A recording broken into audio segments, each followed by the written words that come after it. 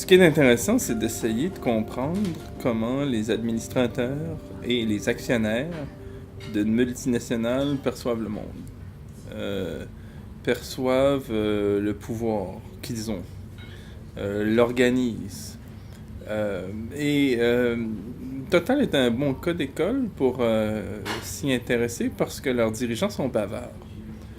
Christophe de Margerie va à une émission de télévision pendant 1 heure, puis tout d'un coup, il peut plus pendant 1 heure, puisqu'il parle à des journalistes, s'en tenir à des prothèses techniques, à des paravents euh, d'usage dans des milieux où la technicalité du droit et la géologie et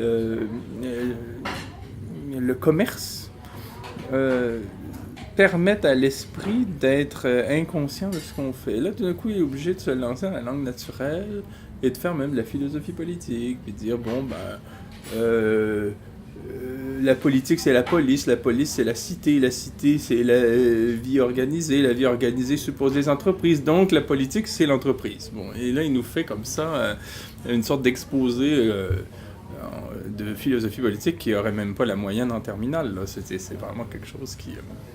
Et donc, ça oblige...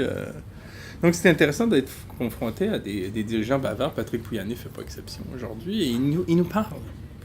Et Total nous parle beaucoup. Total nous parle par ces dirigeants bavards qui vont sur les plateaux de télé dire tout ce qu'ils pensent d'à peu près tout.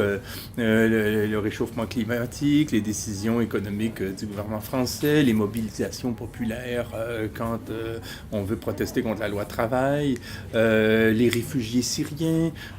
Ils parlent de tout.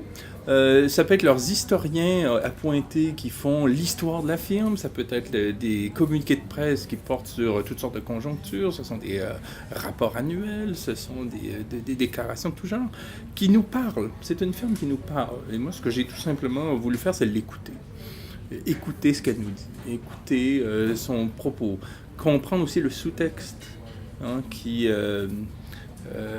donne à toutes ces affirmations qui sont les leurs, leur fondement.